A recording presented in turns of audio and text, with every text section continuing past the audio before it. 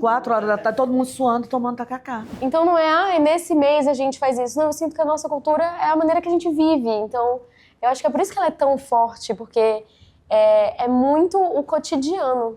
A gente sempre está ao redor da mesa, né? Porque existe a coisa cultural, por exemplo, do paraense, a questão do açaí, que para o paraense não é uma sobremesa simplesmente, é o prato principal de muito paraense. A culinária, a música, elas se alimentam muito, a preservação ambiental. A Amazônia, ela é múltipla, ela é diversa e impacta todos os setores. É cultura, a gente está falando de arte, a gente está falando de música, gastronomia, o turismo. As pessoas de Belém, elas querem sair para sentar na mesa e comer comida paraense. Hoje o nosso bate-papo, ele é sobre futuro, mas é um futuro que vem do passado, da ancestralidade da música, da cultura. E a parte mais legal, 2 mulheres para falar por aqui.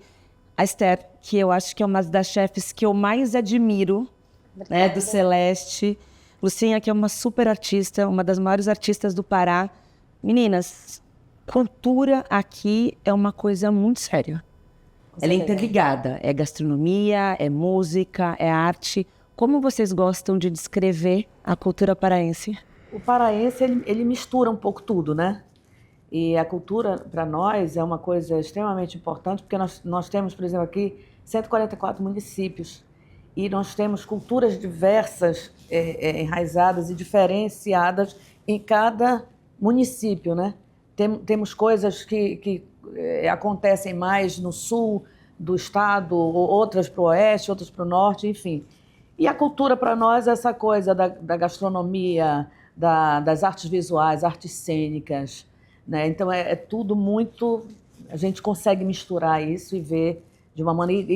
E que bom que outras pessoas estão começando a nos conhecer, né? É verdade. Eu sinto que a cultura aqui pra gente, ela é muito parte do nosso dia a dia.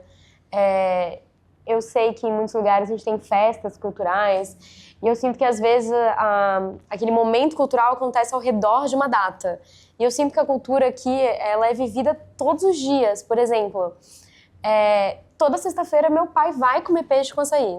Não tem nenhuma outra chance dele não estar comendo peixe com açaí. Ou, por exemplo, a minha tia, ela vai tomar tacacá às 5 horas da tarde. É cultural, calor, né? Exato. Um calor absurdo. Calor absurdo. 4 horas da tarde, todo mundo suando, tomando tacacá. Então não é, nesse mês a gente faz isso. Não, eu sinto que a nossa cultura é a maneira que a gente vive. Então, eu acho que é por isso que ela é tão forte, porque é muito o cotidiano.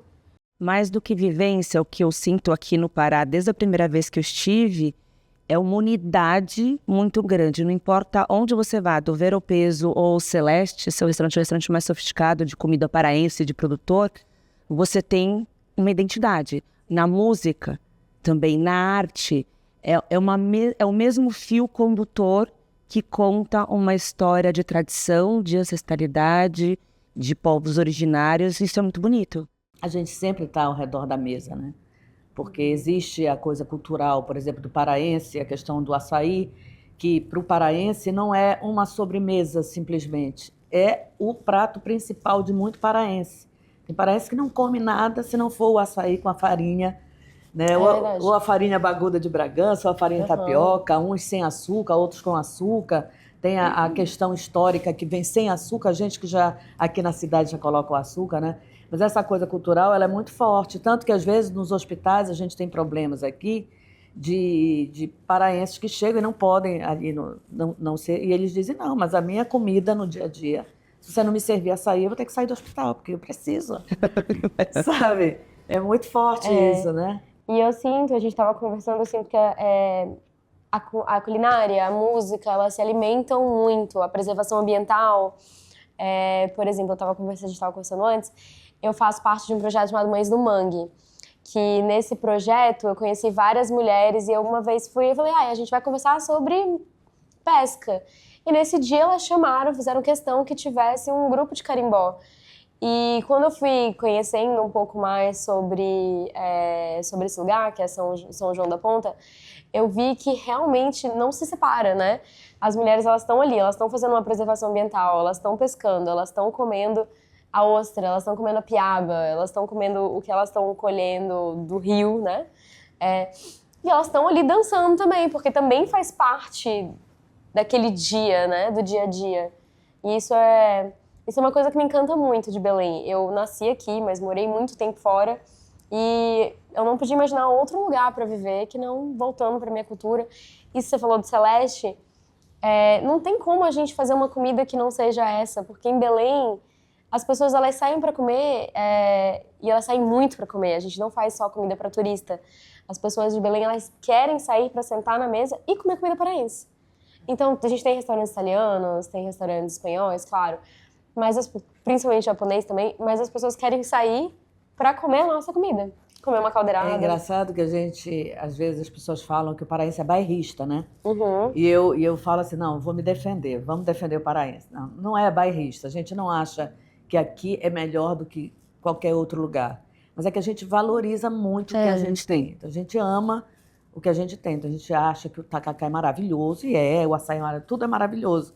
Não que seja melhor do que outros lugares, mas é maravilhoso. E eu acho que isso é bacana, eu acho que parte daí o pertencimento, a questão de você valorizar e de você, essa identidade, você perpassar, porque senão fica preso, não faria sentido nenhum. Né? A gente precisa realmente divulgar. Aqui no Pará, nós temos lugares, por exemplo, que você, por exemplo, para ir a Afuá, não sei se você conhece a Afuá, que a gente chama a Veneza Marajoara, né? Para ir a Afuá, a gente sai do Pará para voltar para o Pará. É muito engraçado. A gente pega um avião para ir ao Amapá, desce em Macapá, pega um barco para vir para Afuá, que é Pará. É mais fácil. E Afuá é todo de palafitas, né? Uma cidade inteira de palafitas. Cheia de palafitas. Não tem né? carro, é tudo de bicicleta. E lá onde tem a sua festividade cultural, tem locais que tem a Feira do Açaí, a Feira do Peixe, ou seja, assim...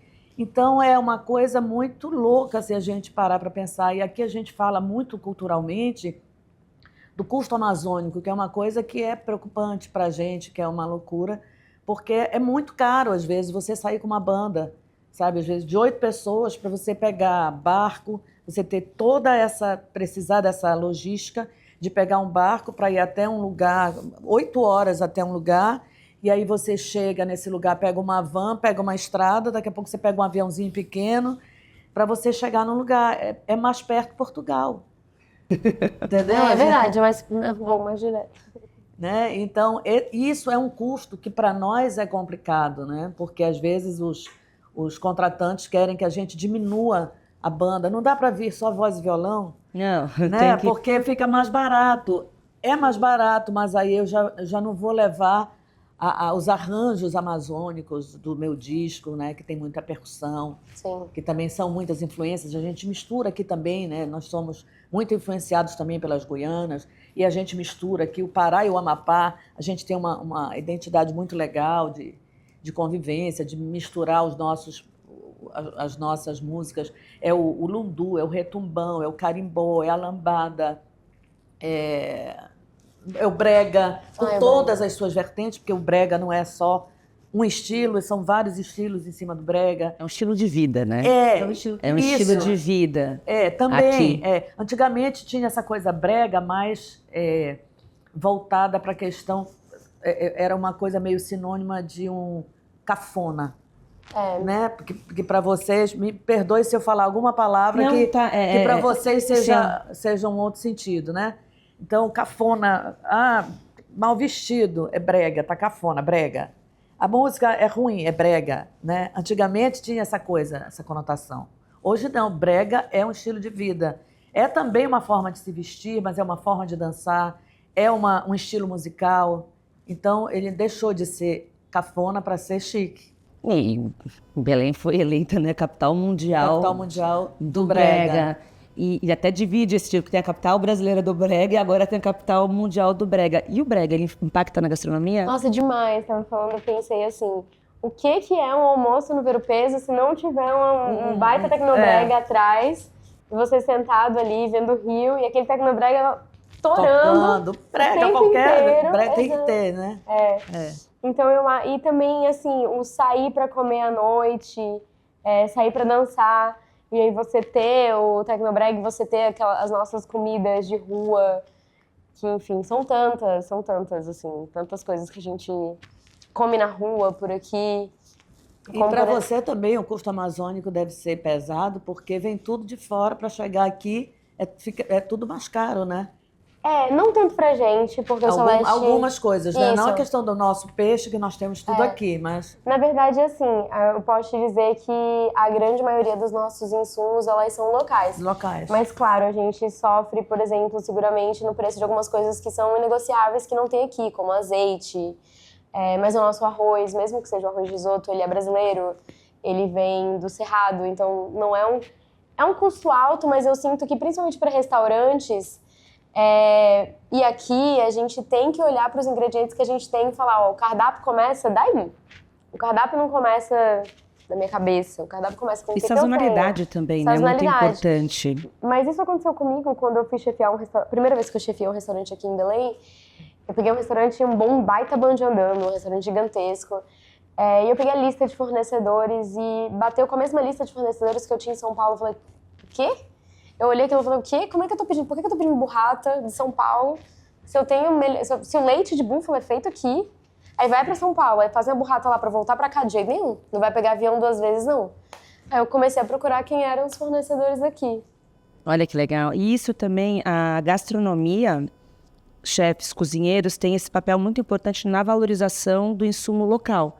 Porque a partir do momento... Você gosta muito de ter relação... A gente vai no Celeste, você explica de onde é o mel... a procedência, você sabe o nome do produtor, isso ajuda a contribuir muito para a bioeconomia e também para a Amazônia, porque você dá valor, né, para as pessoas que moram na floresta e da floresta.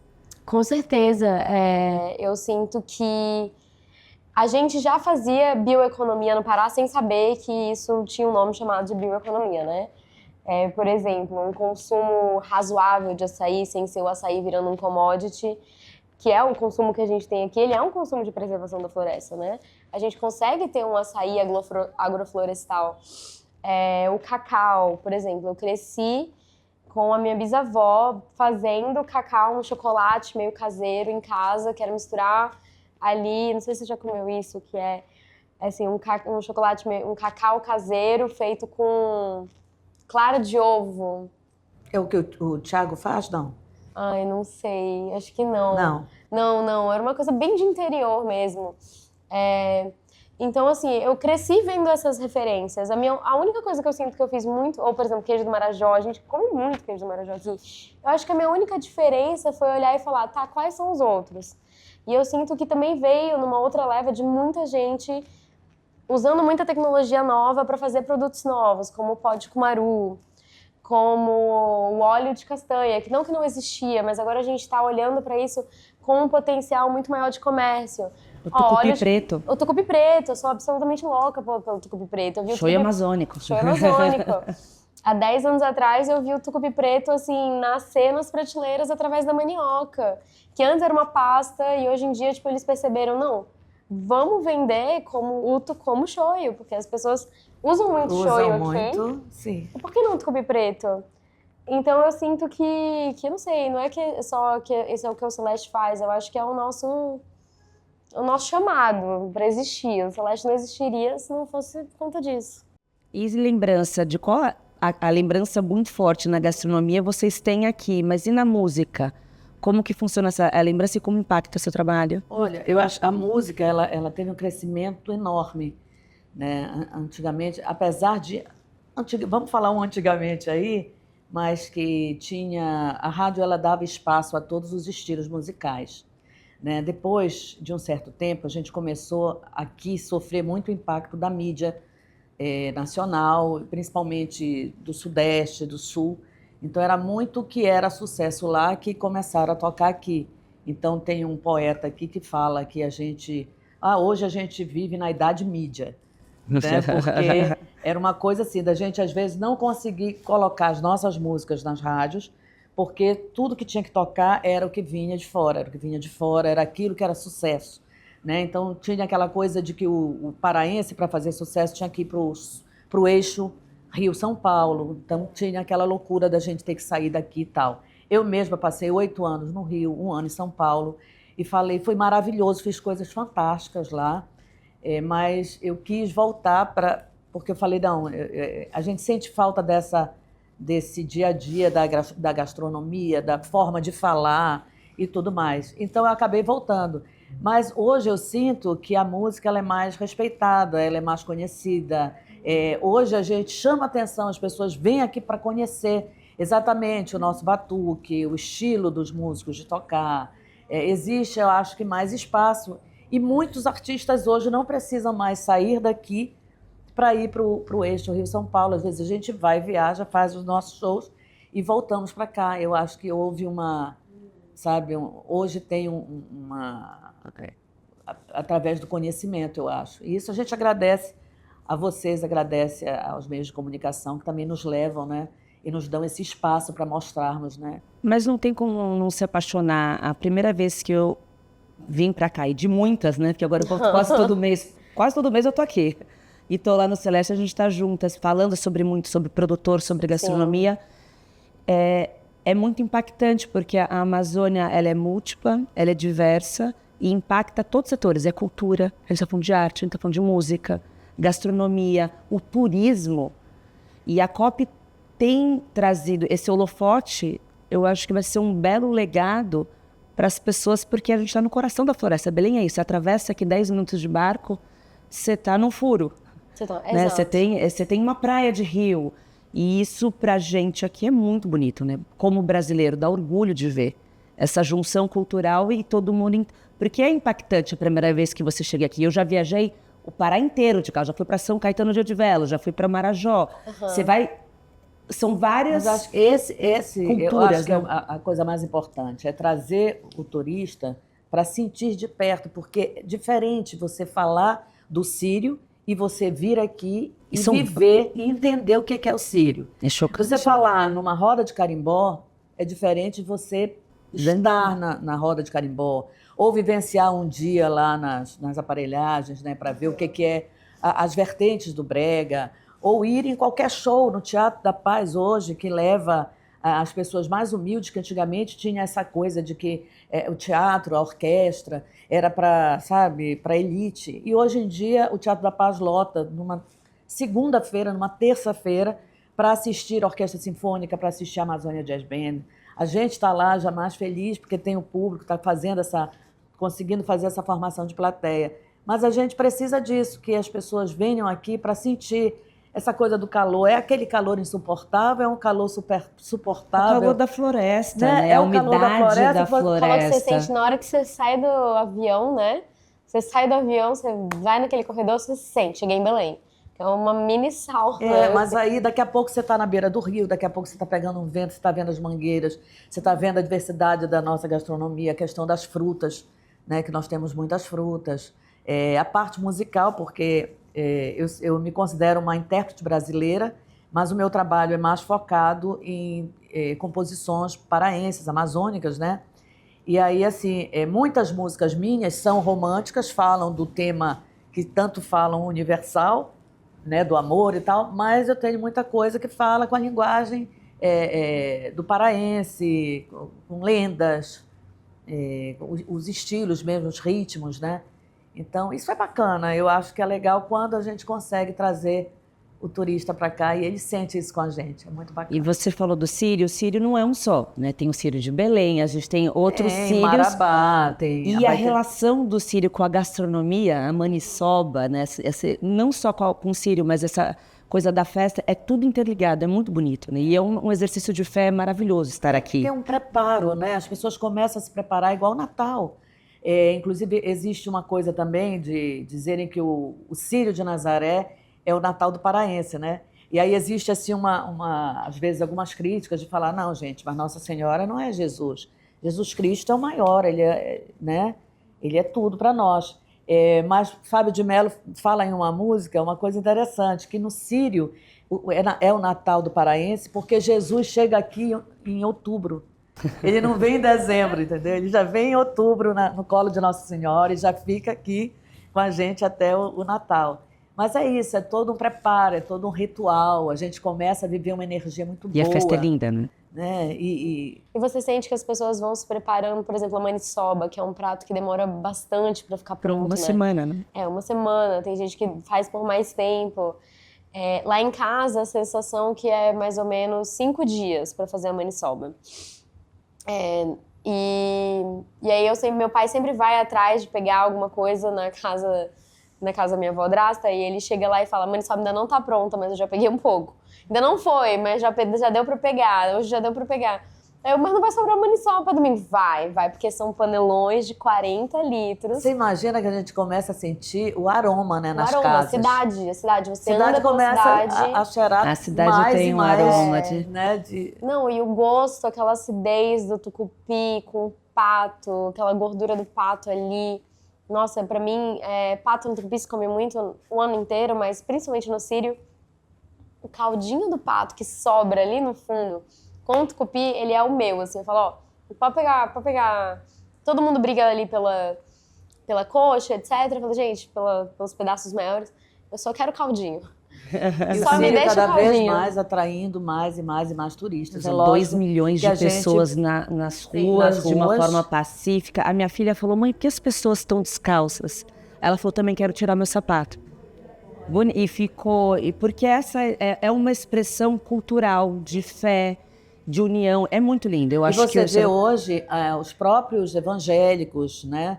Pessoas de outras religiões, elas estão às vezes no Sírio, que é uma expressão de fé, dando água para o pessoal que está na corda, né? Sim, ajudando. sim. Voluntariado é muito grande. E é lógico, a gente não pode esquecer, não vamos deixar de lado que é comercialmente importante para o paraense, né? O paraense que está na rua, que está vendendo água mesmo, que está vendendo lanche, alguma coisa. Os romeiros chegam de madrugada, às vezes chegam...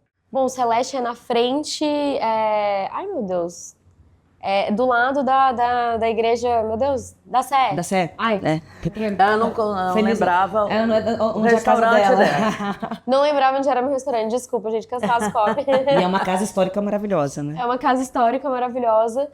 E ali as pessoas se concentram muito cedo. E já foram 2 trasladações que a gente passou lá, né? Porque a procissão chega à noite na trasladação ali e sai de manhã, 6 horas da manhã de lá. E tem uma missa noturna.